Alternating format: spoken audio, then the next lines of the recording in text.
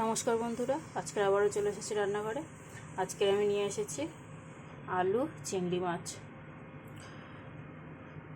এখানে বেশ 100 গ্রামের কাছাকাছি চিংড়ি মাছ আছে। আর নিয়ে নিয়েছি আলুগুলোকে এইভাবে আলু ভাজার মতো মোটা মোটা করে কেটে নিয়েছি। আলু ভাজার থেকে একটু বেশি মোটা। নিয়ে নিয়েছি পেঁয়াজ, বেশ একটা বড় সাইজের পেঁয়াজ নিয়েছি, কটা কাঁচা লঙ্কা। তো চলুন এগুলো দিয়ে একটা সুন্দর রেসিপি বানাই। এখানে কড়াই বসিয়ে দিয়েছি, দিয়ে দিচ্ছি তেল।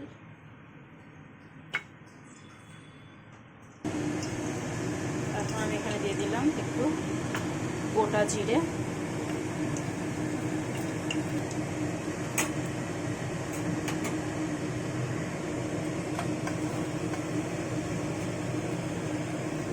এখন দিয়ে দিচ্ছি পেঁয়াজ,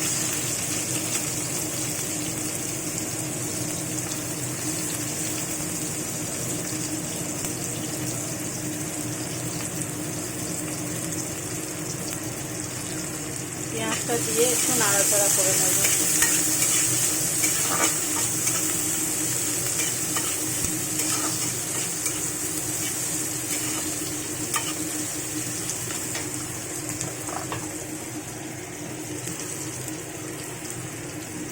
দিয়ে দিলাম কাঁচা লঙ্কা আর চিংড়ি মাছ।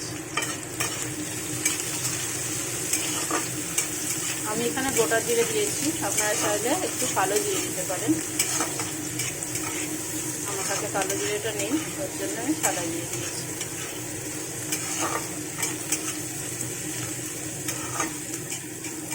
এটাকে বেশ একটু নাড়াচাড়া করে ভেজে নেব।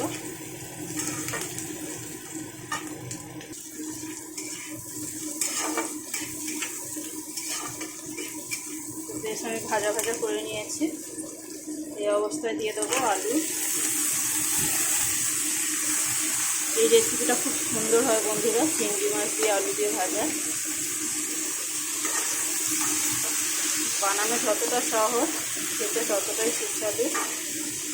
গরম গরম ভাতে একটু আলু ভাজা হলে আর কিছু চাই না।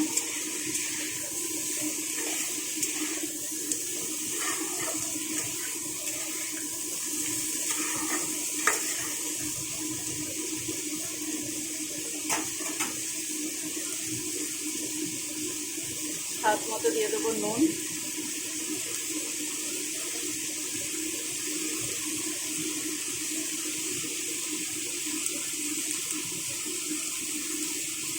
দিয়ে দিচ্ছি একটু হলুদ গুঁড়ো,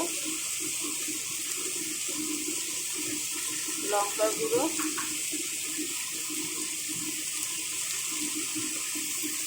সামান্য একটু ধনে গুঁড়ো।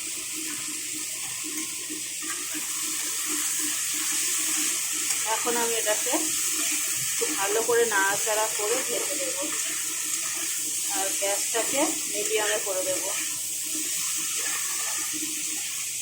দিয়ে এটাকে ঢাকা দিয়ে দিয়ে বেশ ভালো করে ভেজে নেব।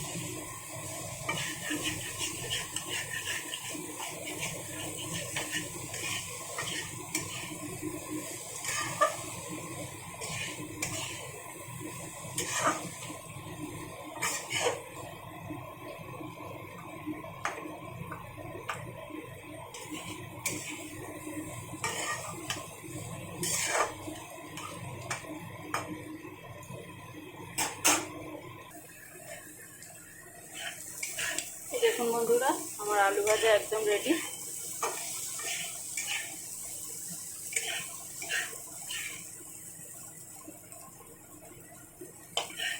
আমার আলু ভাজাটা কিন্তু একদম হয়ে গেছে।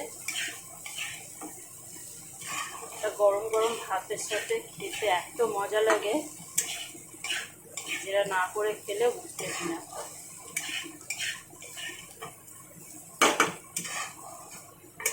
তো আমার ভিডিওটা কেমন লাগলো বন্ধুরা অবশ্যই একটা লাইক কমেন্ট শেয়ার দিয়ে জানাবেন। আমার ভিডিওটা দেখার জন্য অবশ্যই ধন্যবাদ। আমার চ্যানেলটাকে সাবস্ক্রাইব করে আমার পাশে থাকবেন।